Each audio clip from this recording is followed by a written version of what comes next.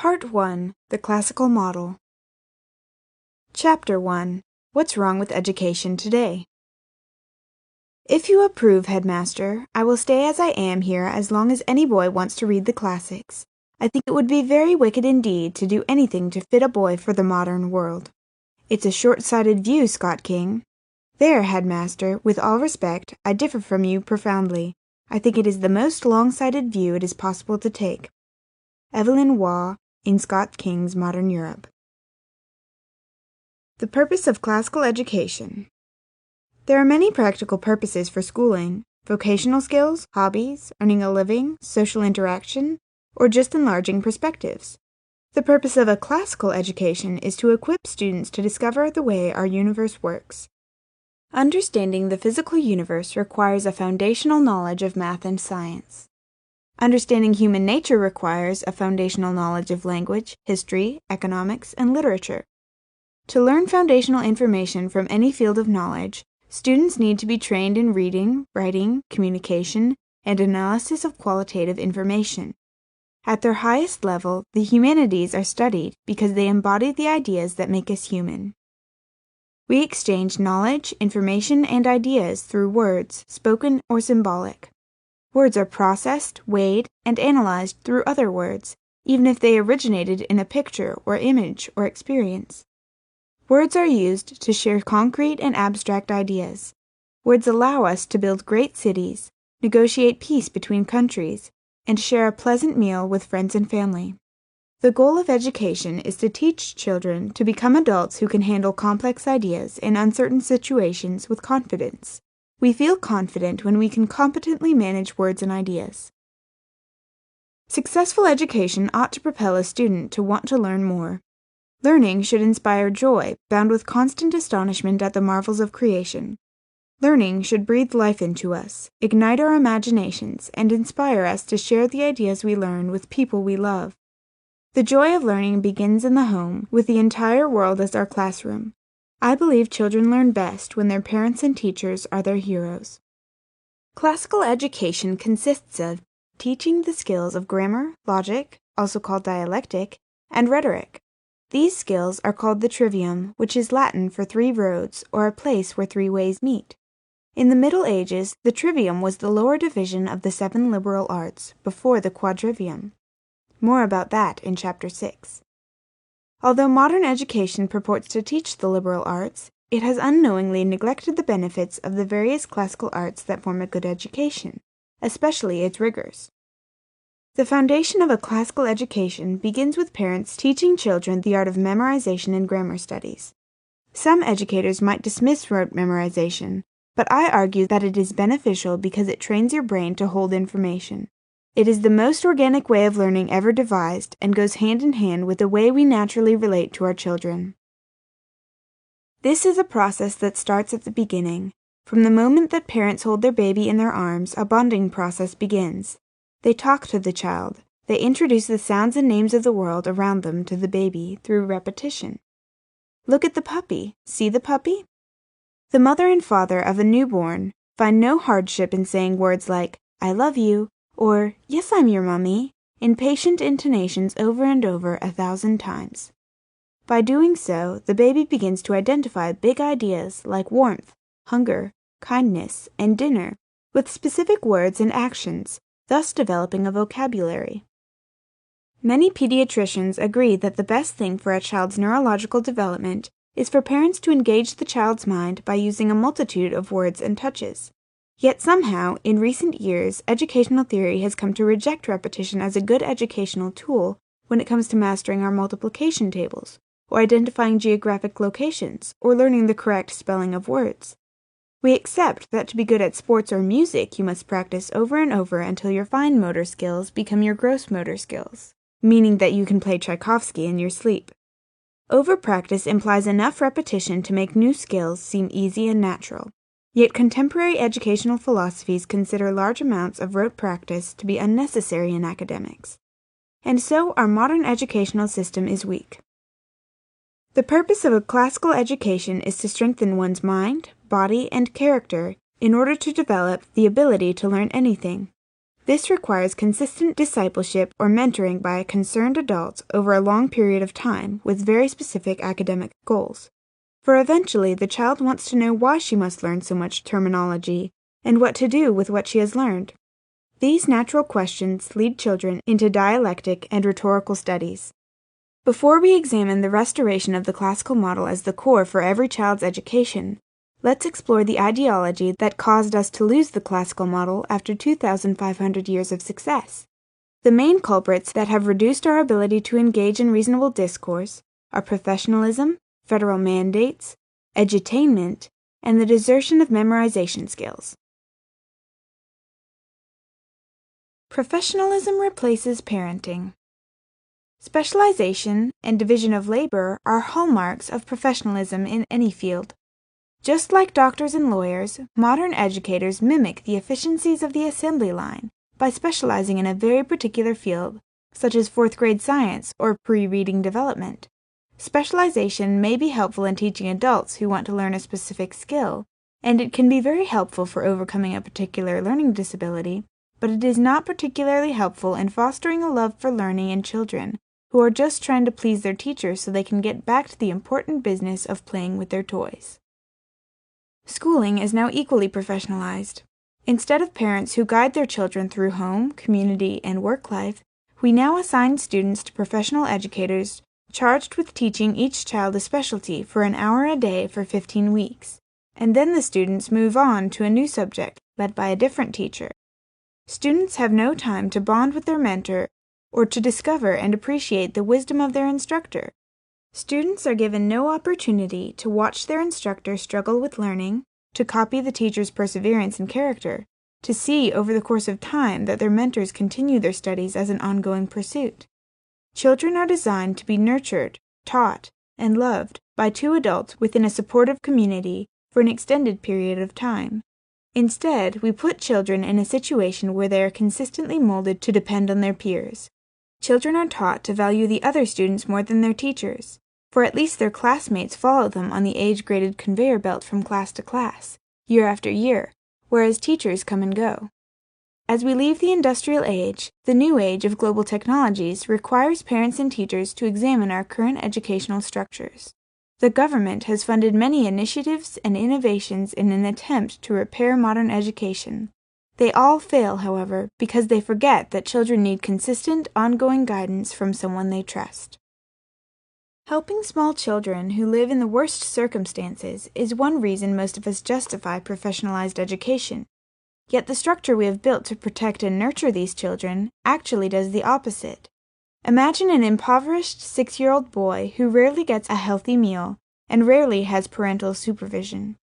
He finally goes to school and falls in love with the first person who has ever been there every day for him, his first-grade teacher. She loves and encourages and teaches him. She won't let the kids bully one another, and she makes sure he gets a good breakfast, lunch, and after-school snack. Only the weekends are scary. The 6-year-old has a daily routine that includes a committed relationship for the very first time. Life is good. Hope is learned. Then the school year ends, and this wonderful teacher says, "Goodbye, you will have a great teacher in 2nd grade." So the 7-year-old survives the short summer and begins the process all over. But now he has a homeroom teacher, a math and science teacher, a language arts teacher, and a music teacher. Which one is he to fall in love with? Who will fall in love with him? Each of these teachers has dozens of students to care for an hour at a time. And so, at the end of 2nd grade, it's a little less painful to part with his teachers because he never really got to know them, but at least he was physically safe and was fed every day. And so, by the end of 3rd grade, he hardly notices his teacher because he has formed a strong attachment to the friends who move along from class to class with him. They share multiple hours together daily. Instead of taking his signals of proper behavior from a committed adult, since he has none at home or school, he models his life after the future football captain, just as the girls in his class likely emulate the future prom queen. This child from an impoverished culture was taught, in effect, that no adult cares enough to hang out and teach him for more than the 150 hours required to complete a credit. And as he got older, he also learned that the teachers were not quite as able to physically protect him as when he and his classmates were small, and it's humiliating to have to eat the government-provided free lunch. Even our elementary schools offer fewer and fewer years of a single teacher leading a class of students through all of the subjects. We've hired professionals and experts to separate the subjects, as though humans can segment their lives into artificial compartments. Then the adults wonder why the skills children learned in one unit of the day don't translate into another. By our methods of presentation, we have taught them to think that they are unrelated. The focus now is on course content and professionalization, rather than on the nature of educating a whole young person who can only become a mature adult by spending time with other mature adults. The factory has produced the product we asked for, a student who exists in the system and gets by until he is released from compulsory education. No adult committed to understanding the questions burning in his heart, and besides, the Discovery Channel presentations were more interesting than the substitute teacher.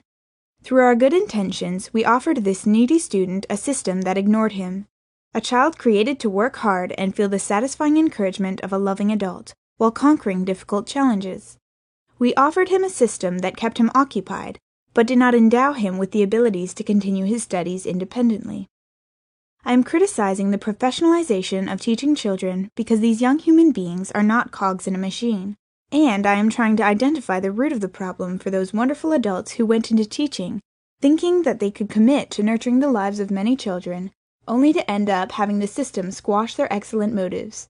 Our current school system replicates factories and requires classroom managers more than teachers. Teachers are appreciably frustrated. Besides teaching children to love learning, it is important to teach children to respect their family. I am a paid teacher, but I know that any time I do something to break the bond between a student and a parent, I weaken that family. Families rely on one another for a lifetime, whereas I am only with them for a season. I want my students to spend as much time as possible with their parents and siblings, while learning to respect the difficulties experienced by other members of the family. I want to turn my students' attention to their parents' values. I want my students to know that their parents are smart, that children can trust their parents to help them with academic difficulties. I want discussions on difficult issues within the classroom to be frank and honest while I am tutoring, but I want to end every conversation with, "Now go home and ask your parents what they think." Families are designed to nurture the minds, wills, and emotions of its members so that the barriers created by fear of the unknown can be replaced by the confidence that comes from knowing you are loved whether you succeed or fail. Whether the student from previous American generations lived with a concerned parent or in a neglectful situation, our citizens universally experienced a much higher level of reading comprehension compared to today's students. Professionalized instruction has resulted in a large loss of literacy for both strong and dysfunctional families. In contrast, consider how successful one-room community schoolhouses used to be. Our country had proficient literacy rates of over 90% when first-grade children were in the same room as seventh graders, and children attended school for just a few months a year. Someone who has acquired proficient levels of literacy can analyze and synthesize a variety of ideas from a wide range of documents, and defend her conclusions by using the source text. This is a much higher, nimbler level of literacy than just being able to read a novel or newspaper. A large percentage of American colonists purchased documents that required the ability to read proficiently. French political thinker and historian Alexis de Tocqueville commented on how everyone in America read all kinds of treaties, unlike the Europeans he studied. For the first 300 years after colonists first settled here, American parents taught children how to read and work and think. Why were the parents able to teach their children? They just taught what they had been taught when they were young. If you know how to add, subtract, multiply, and divide, you can certainly teach a child math. If you know how to read, you can help a non-reading child become a reader. It is just common sense. But nowadays, parents are led to believe that only professionals in a classroom situation know how to properly teach children. Federal mandates replaced community and homeschools. We live in a society that believes it is the federal government's job to provide education for the masses, from daycare through college and beyond, including classes for senior citizens. Until professionals replaced the parent as the chief educator of children, federal mandates removed control from the community, and entertainment replaced hard work as the model of education. Before the 1950s, there were no elementary schools. Instead, they were called grammar schools, because that is what everyone knew children should study. Now, we are a nation of parents who believe that if our children don't enjoy school, something must be wrong with the books or the teacher, but not with the children. Or we seek special labels to justify our children's weaknesses, so they can be given individual instruction that then tries to replicate the very family life we have removed them from. Psychologists and counselors are employed to provide a firm, nurturing, parental hand for struggling children, because their parents have been told they are unqualified to fulfill this role. Curriculum providers, too, are happy to perpetuate the illusion that if we could just find the magic recipe, our children could learn without requiring intense struggle and difficulty. Likewise, publishers are delighted to sell new editions that claim to have the newest, quickest, most fun child-led techniques. But realistically, academic excellence occurs only when one thing happens. Everyone works hard whether they want to or not, and whether they are good at it or not. As the parents of 4 children, my husband and I have heard every excuse about why they don't want to study. As a teacher and educational advisor, I've heard every possible excuse from parents about why their child can't perform or doesn't enjoy certain aspects of learning. Parents have forgotten that a century ago, the average 9-year-old worked hard enough to earn his or her own way in life. I wish every child had a life so blessed with ease that he thought loading the dishes into a dishwasher was hard work, but that is not reality. Parents need to stop believing excuses from poor Johnny that learning is too hard, or that he can't pay attention, or that practicing penmanship is boring, or that math is repetitive. Tough. Life is repetitive. We are crippling our children's brains instead of providing the extensive mental exercises they need for normal development. Mental exercise with a core of quality material is comparable to physical exercise with a healthy diet. It would be interesting to study whether our academic decline has paralleled our increased obesity as a nation. It is time to restore the academic levels achieved by all school children in the United States before the 1950s, when proficient literacy was universally expected, as evidenced by the numbers of books purchased, the extensive vocabulary used in children's literature, and the number of complex ideas connected in a single, lengthy sentence. People write as they think and speak. The popular writers of even the recent past, like Thoreau, Alcott, and Douglas, are difficult to read by those of us taught to think in tweets. America is a global leader, and to continue to compete around the world, we have to start working as hard at learning as our friends in India and China. If we do not, we will have no right to complain about jobs or political power going overseas. The U.S. will regain academic leadership if we restore the classical model as an educational ideal and restore the belief that parents are smart enough to be in charge of their children's education. We need to reintroduce families to American heroes who have overcome real educational handicaps, not mere inconvenience, to achieve academic excellence. One of my heroes is Helen Keller. Though blind and deaf, Helen became an international figure before the age of radio or movies. Most of us are familiar with teacher Annie Sullivan from the biographical movie The Miracle Worker. Annie was a true teacher in that she made Helen do hard things and overcome many disabilities. I am in awe of the imagination and determination this deaf and blind woman possessed in order to achieve what she did. She could hear a radio by touching the radio and feeling the vibrations. But I am even more deeply moved by her joy for life in spite of living in total darkness. In her 1951 biography of Helen Keller, titled Journey into Light, Ishbel Ross says, "She found Franklin D. Roosevelt an ideal subject for lip-reading by vibration. She caught Mark Twain's best jokes by vibration. With her fingers on his lips, Enrico Caruso poured his golden voice into her hand. Fyodor Chaliapin shouted the song of Volga Boatman, with his arm encircling her tightly so that she could feel every vibration of his mighty voice. Jascha Heifetz played for her while her fingers rested lightly on his violin. She read Carl Sandburg's verses from his lips and old plantation folk songs from the rim of his guitar." Most people today won't even recognize the names of these internationally historic treasures, let alone think it is important to introduce these artists' contributions to our healthy children, possessed with full faculties, who could easily appreciate the classical arts in comparison to Helen. Though blind, Helen Keller was such a voracious reader that as she felt the words in Braille, her fingers bled and needed to be wrapped in silk so that she could read more. We must be willing to foster diligence in our children. Annie worked methodically for hours with young Helen, often at great personal cost, until Helen gained enough self-control to become teachable.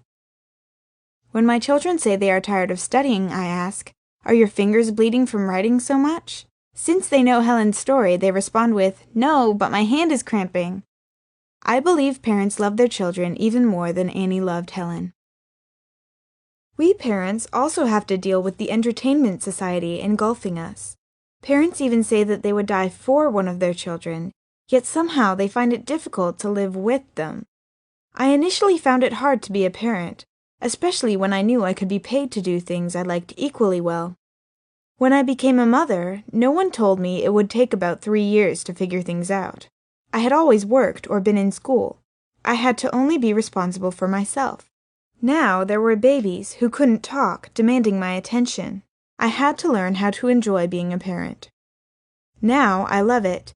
We read, work on math problems, do chores, and play together. We also fight and sometimes make each other cry. There are times when I'd like to send my children away to boarding school and other times when I wish I had more children. I like the way that I have a different bond with each son. One talks business and politics with me. One remodels with me. One shows my appreciation of computers. One wants me to help him share his Christian faith with his neighborhood friends. For me, the things that seem natural are the things that seem familiar. The root of the words familiar and family are the same, the Latin familia, household. It is natural to want to be with your family. They are the ones who will encourage hard work, rejoicing over successes, and empathizing with difficulties. Desertion of memorization skills. Comedian Jay Leno regularly mocks our educational system through his jaywalking segments on The Tonight Show. We groan and laugh and shake our heads and then confirm his proposition that we are a nation of dunces by waiting for him to crack the next joke instead of turning off the TV and cracking a book. We want the impossible, a better education by being entertained. Before the 1950s, one of the ways students were tested on their core knowledge was through recitations. They might recite a long poem like Longfellow's Hiawatha for literature, orally parse a compound complex sentence, list a history timeline, chant a multiplication table, or sketch a continent and its main features. Students were expected to do this with just their brain as a reference tool. Somewhere along the way, professional education associations decided that facts could be looked up, and so there was no point in memorizing them. Critical thinking skills and experiential learning replaced memorization as the main focus of grammar school instruction. Though critical thinking skills and experiential learning are very valuable, the education associations forgot 2 things. First, that students needed to memorize information so they would have something in their brain to critically think about, or to compare to their experiences. And second, that the brain needs to be intentionally trained in order to think well. Thinking critically is not inherent in humans. It needs to be practiced repeatedly by comparing memorized ideas with new ideas in a logical manner. Internalizing a critical mass of words and ideas is the first step to thinking well. For example, we naturally speak English if we grow up around English-speaking people. Even without instruction, young children have memorized so much of the patterns of their mother tongue that they can recognize an error in speech and correct it. The focus of grammar school should be memorization of the rules of grammar for reading, writing, and arithmetic, in order to facilitate clear reasoning so that the maturing student can recognize and correct errors on his own. Today's schools have replaced memorization skills in elementary education with fun activities and have pushed memorization into high school subjects. We expect high school students to memorize many new terms from different subject areas, yet we have never helped them develop a method. For example, learning the taxonomies of species, the periodic table, and foreign languages all require the memorization of long lists of words. But because the neglect of grammar memorization causes high school students to struggle to reproduce the information studied in a semester on a final exam, we have regressed or devolved to multiple choice tests that provide lots of visual clues, so that if they at least paid some attention to the subject, they can guess the correct answer. In fact, we now offer courses that teach high school students how to guess on their standardized college boards, so they can score higher. Too bad they aren't offered a course on memorization instead. Speaking of tests, I am a big fan of testing, if testing is a quick way for a student to assess where he or she needs to spend more time studying. Instead, tests are used to determine, well, I don't know what tests are used for anymore because we move students to the next grade and the next teacher, no matter what the test results indicate. The general student and parent population seem to assume that tests are relevant only to teachers, when they really should predominantly be for the student's use. Tests should be a valuable opportunity for self-evaluation and feedback from a trusted adult. Reduced ability to read proficiently. One of the ideals of classical education is preparation for civic involvement. Whether reciting one of Cicero's addresses to the Roman Senate or the Mayflower Compact, since the early 1600s, schoolchildren in America were expected to memorize and effectively deliver influential political statements in order to ensure they understood the role of a citizen. In the United States, we have documents our founding fathers wrote in order to outline the basic tenets by which we Americans have agreed to live. Parents are often stunned at the high level of literacy required to read and understand these important documents. Studies have shown that these foundational documents are unfamiliar to most of our citizens. We can only be complacent, passive citizens if we are unable to comprehend the expansive vocabulary of our nation's founders, and can't explain the laws governing our country. Neil Postman, in his book Amusing Ourselves to Death, explains how the age of show business has nullified book banning, because no one bothered to even read. He believed that our love for the technologies that undo our capacity to think would make us into a culture that would lose its appetite for books and subsequently its ability to process difficult ideas or large quantities of information. In 1985, he predicted our severe reduction in literary skills, since he foresaw popular entertainment replacing attendance at lectures and symposiums. America's schools are no longer inculcating the love of great thoughts because everyone seems confused about the true nature of education, and about who bears the responsibility for educating children. Is it the school or the parents? According to Peter F. Drucker in his book Post-Capitalist Society, schools fail to teach literacy because they are being asked to do impossible tasks, such as to socialize students. Family, places of worship, and communities are designed for socializing. According to Drucker, schools should not be expected to replace the family or house of worship or community center. Typical annual school board reports often emphasize core values such as diversity, empathy, equality, innovativeness, and integrity over core skills such as reading, writing, and arithmetic. Literacy statistics and definitions. According to both the National Assessment of Educational Progress, NAEP, and National Association of Adult Literacy, NAAL, our adult American population had only a 15% rate of literacy proficiency in 2007. Today, policymakers distinguish between several types of literacy. There are three basic categories of literacy: prose, document, and quantitative. Prose literacy refers to the ability to search, comprehend, and use continuous texts such as brochures, newspaper or magazine articles, books, and instructions. Document literacy refers to the ability to comprehend non-continuous texts, such as job applications, payroll schedules, maps, and graphs. Quantitative literacy refers to the ability to identify and perform computations using numbers embedded in print, as in balancing a checkbook, calculating tips, and using order forms. In 2005, based on statistics from 2003, the National Assessment of Adult Literacy estimated that 13% of Americans are proficient, able to use complex and challenging texts, in prose literacy. 44% were at the intermediate level, handling moderately challenging texts. 29% were basic, handling simple and everyday tasks, and 14% were below basic, comprehending only simple and concrete texts.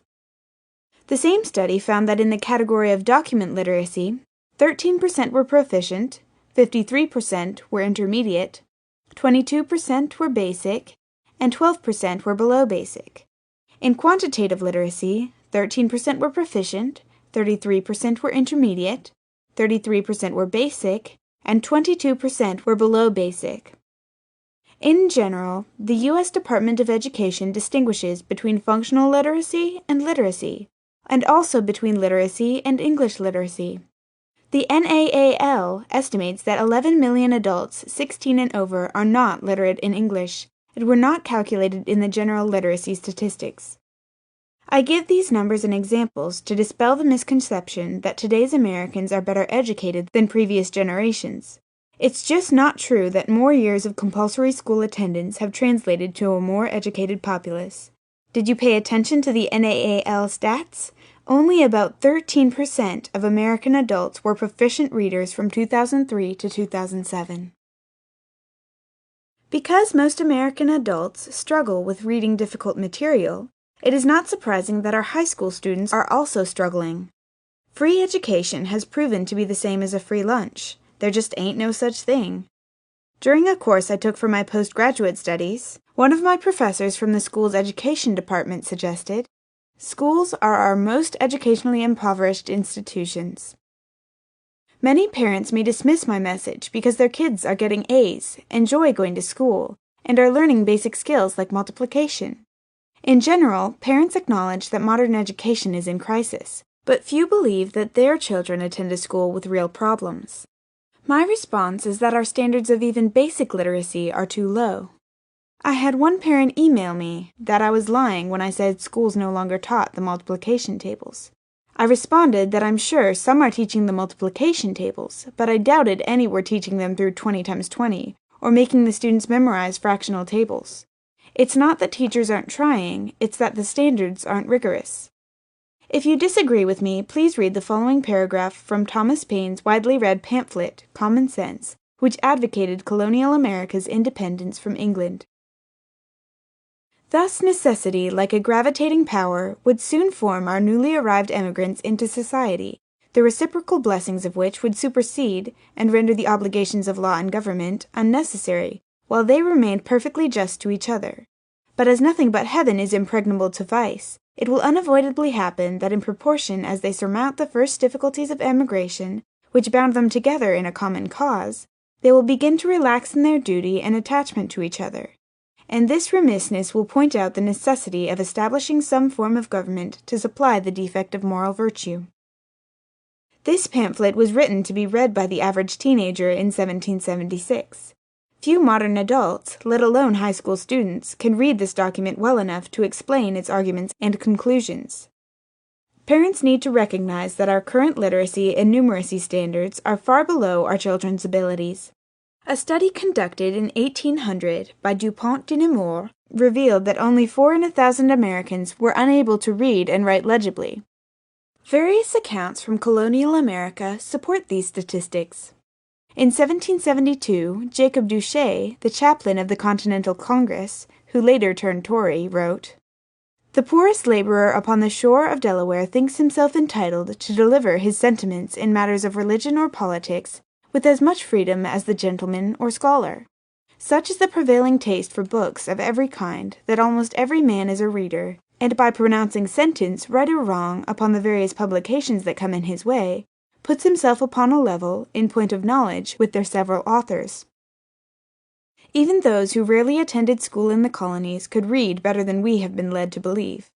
Overall, the same percentage of Americans read Common Sense in the late 1770s that watch the Super Bowl today. Can we name a political document that everyone is reading today? The news is full of people commenting on and congressmen voting on important documents that, sometimes by their own admission, they haven't actually read. According to our own Department of Education, only 15% of our adult populace is proficient in reading. Percentage of adults proficient in reading prose by gender. The percentage of females proficient in reading prose in 1992 was 14%, and in 2003 was also 14%. The percentage of males proficient in reading prose in 1992 was 16%, and in 2003 was 13%. The percentage of adults, both male and female, proficient in reading prose in 1992 was 15% and 13% in 2003. Source: U.S. Department of Education, National Center for Education Statistics. A gentleman at my gym approached me one day and said, "Do you know how we make fun of the employees at McDonald's because they don't know how to make change without the register telling them what to do? Well, my daughter just got a job running a cash register. She came home crying from work the first day because she realized she doesn't know how to make change. She is a straight-A senior at the local high school. How did this happen?" We had never spoken before, and he had no idea who I was. He told me his children went to an elite private school in the Bahamas until they attended their local high school in the United States. This caring, engaged father discovered that getting good grades in school no longer means a child is educated. He voiced regret that he and his wife had trusted the school system, both public and private, and we discussed how too often an A means the student behaved and was pleasant to the teacher. The state of education in the United States. According to the government's own statistics, in 2004, China graduated 500,000 engineers and India graduated 200,000 engineers, while the United States graduated only 70,000 engineers. Until the 1950s, education cost practically nothing, and the United States had a literacy rate of 90% or better. Today, the District of Columbia spends over $13,000 a year per student, and less than 50% of American high school students graduate as proficient readers. Less than 15% of American high school students graduate as proficient mathematicians.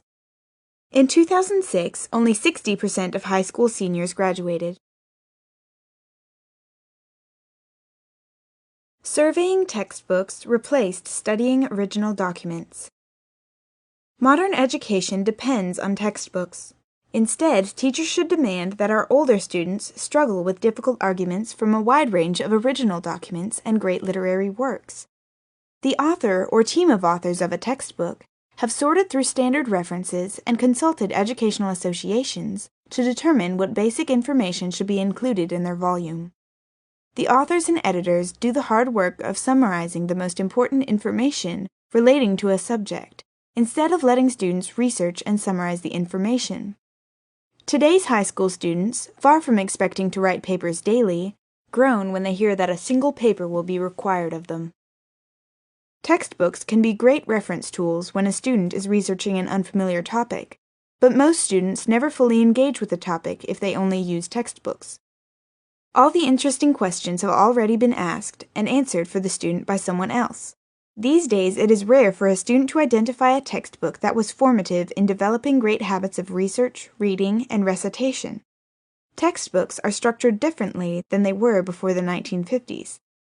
A well-organized textbook can show students how to determine their own outline for a systematic study of a subject. But contemporary textbooks are not used in that way. Today, texts are like nannies, holding your hand each step of the way, as though the authors think that they have to tell the student and teacher what to do on Mondays at 9:37 a.m., rather than as a point to begin more intensive studies. The proliferation of textbooks in schools is testimony to the misguided belief that children are unwilling to struggle with ideas and want all their work done for them and placed in a single source. Today's schools also use a different textbook each year for a different subject. This appeases our desire for everything to be new in order to seem like it is the best. The fact that this is a recent phenomena is illustrated by the sales of McGuffey, also McGuffey's readers, and Noah Webster's blue-backed spellers. They were used for many grade levels and for many generations. Now, texts come and go quicker than such fads as pet rocks or the latest model of iPod. In the 1990s, I was expressing my delight in discovering the use of objective complements to a pair of retired English teachers, when they both blurted out in unison, "Warner's Grammar, page 33. These two women taught in two completely different school systems in two different eras, yet both had used the same text, John E. Warner's English Grammar and Composition, in college in their classroom. They knew the key grammar to teach because they had been taught the same core. For additional evidence of the change in educational emphasis, Warner's later editions reversed the title to English Composition and Grammar. The grammar was moved to the back of the book, from the front, as if grammar is an afterthought rather than foundational to composition.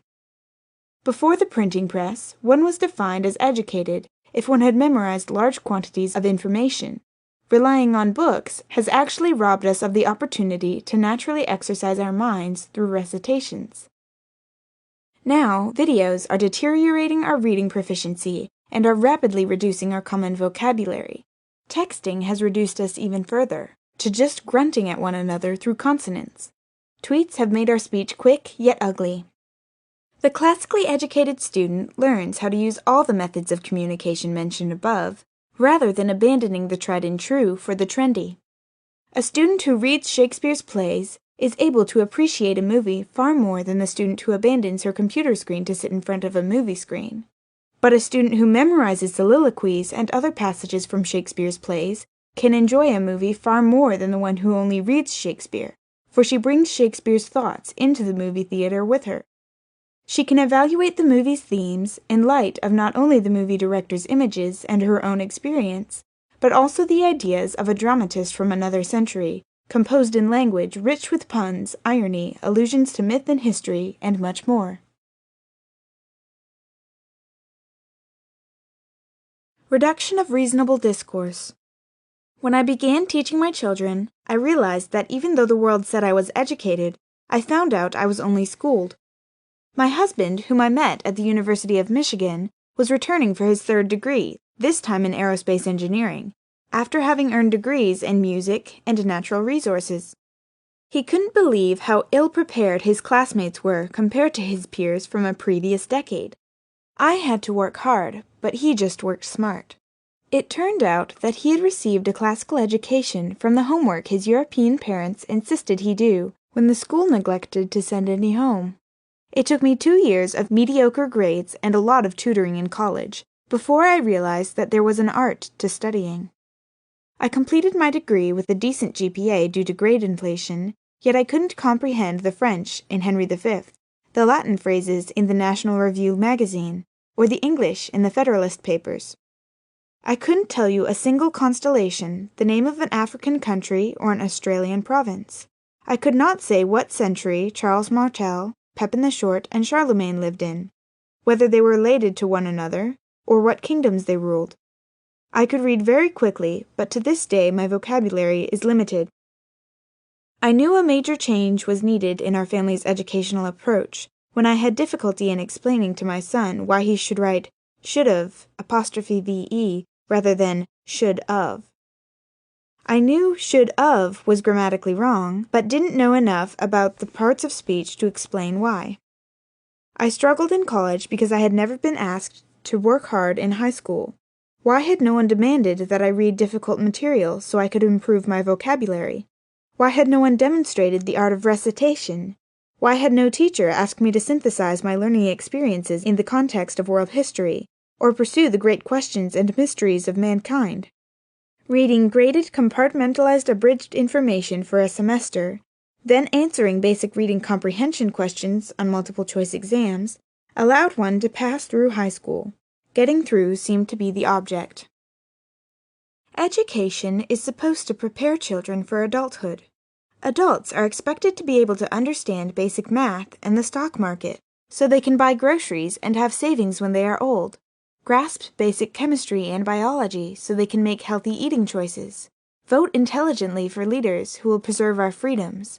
Grapple with the ethical issues associated with advancing technologies, and navigate a global marketplace that is becoming increasingly smaller. Adults need to be able to discuss these significant topics with local merchants, neighbors, and colleagues so we can all make more informed decisions. If I am not able to read, write, and reflect on issues that define citizenship, how can I teach my children to do so? By not teaching our children the art of learning, we are raising a culture that is unable to engage in reasonable discourse. As the world gets smaller and smaller, we will need to preserve our most noble American qualities as they mingle with ideas and customs from other parts of the world. This requires a citizenry that can step back from the daily strain of living and examine life in a larger perspective. We can assess and act upon lessons learned from the downfall of Rome, or the persecution of the Sudanese, or the building of the Berlin Wall, without having personally lived through them. It also requires a citizenry that can intellectually engage the parliaments of the world, as did anti-slavery advocate William Wilberforce or Benjamin Franklin, and sacrifice personal power, as did Washington or Gandhi. Ravi Zacharias, a popular debater at Ivy League schools, challenges us to think about how we value words. Quote, "We are living in a time when sensitivities are at the surface, often vented with cutting words. Philosophically, you can believe anything, so long as you do not claim it to be true. Morally, you can practice anything, so long as you do not claim that it is a better way." End quote. A classicalist believes words have meaning and that semantics matter. If a word's meaning changes within every context, communication can't occur, as I can never be sure that you meant what you said. It requires diligence to craft a well-written statement, and it would be hardly worth the effort if the words you used were never taken in context, or treated as though you really didn't believe what you said. I am proposing that the classical model is a better way of education because I believe that words can express enduring truth, goodness, and beauty, as real and measurable as the words of Moses, Aristotle, and Aquinas. Rejection of great classical conversations. Because our educational system has rejected many of the traditional tools of learning, we can no longer participate in the great classical conversations of history. We no longer have the ability to make use of the wisdom of the great thinkers from other eras and other continents. My local elementary school's billboard recently proclaimed the slogan, "We are teaching children for the future, not for the past." Either it was stating something ridiculously obvious, or it was announcing the principal's intention to dismiss the past as irrelevant to the future. It was a characteristically contemporary thought, especially given that the past is really the only thing we can study. It is impossible to study the future, and the present becomes the past pretty quickly. We need to offer our children the past as an important measure of their future. I don't want my children ever to think that fascism or totalitarianism are great new ideas. It used to be that when evil came around again, it would disguise itself with a new name. Will our children be so ignorant of the past that evil will no longer have to be clever to fool them? The past is very important to their future. In logic, a chronological fallacy is to think that just because something is old, it is useless. Instead, it could be truly timeless. Since the time of Socrates, Plato, and Aristotle, teachers believed the purpose of education was to pursue truth, goodness, and beauty, and to develop wisdom and virtue. Classical academies in Alexandria and Jerusalem, the monasteries of the Roman Catholic Church in Europe, and the Protestant seminaries in America all shared this pursuit by preserving and studying the great works of literature from a wide variety of cultures and philosophies. Historically, teachers thought it was important to share the collective knowledge of the ages through various forms of schools, and to synthesize the ideals of the ancients with contemporaries and the discoveries of the East with the West. The school in 3rd century Alexandria began to formalize the academic processes or skills of grammar, recitation and memorization, dialectic, discussions with the purpose to discern truth, and rhetoric, the ability to take the grammar understood and teach it to others. Until the modern era, a single teacher would take a handful of youths and spend the time needed to develop a deep relationship through the pursuit of academics. The tutor would continue the discipleship the students' parents had begun. Students from the early academies wrote about loving instructors, such as the early Christian theologian Origen. In the 4th century, Augustine helped to establish education as an important duty of the Church. The cathedral schools of Charlemagne's time and later emphasized order and a desire to foster universal literacy. In the 12th century, some teachers began to establish Western universities apart from the monasteries, but they still emphasized character and culture. During the Reformation, man began to believe he could learn about nature and nature's God without depending on his priest. Erasmus, Luther, and Calvin emphasized both the teaching of doctrine and educational methods. Francis Bacon influenced the Age of Enlightenment as he encouraged the acceptability of studying secular subjects. The teachers of this era began to separate the discovery of natural phenomena from the pursuit of religion. In the 20th century, the study of classical humanities, the skills and ideas that reveal the nature of being human, as in Cicero's concept of humanitas, or human nature, and the Studia Humanitatis, or studies of humanity, of Italian humanists in the Renaissance, was gradually replaced with man's interpretation of what was true for him alone, whether the wisdom of learned men throughout the ages supported it or not. Instead of curriculum reminding us that we can stand on the shoulders of intellectual giants, professionalized education has compartmentalized information and detached the individual from one of our greatest resources, the history of human thought. Latin, the language of science, is no longer required of science majors, as though the terms used by scientists have nothing to do with the ideas of science. And so, the current culture of education has displaced parents as the primary instructors of children, in favor of professionals who try their best to recreate the home environment at school. Has the federal government rather than the community determining the structure of equal educational opportunity? Has deserted the idea that memorization trains the brain? Has fostered a loss of literacy by replacing the study of original writings with abridged textbooks? And has created a populace unable to engage in reasonable discourse. We have rejected the historically successful model of rigorous classical education in favor of entertainment and job training. Today's educators reject the importance of preparing our next generation to enter the great classical conversations of history because they no longer believe there is a core body of knowledge common to man. So personal opinion has trumped universal truth, expediency has displaced goodness, and edginess has shoved aside beauty. Families no longer know that a great classical conversation exists, and that their children could become its most interesting participants. Chapter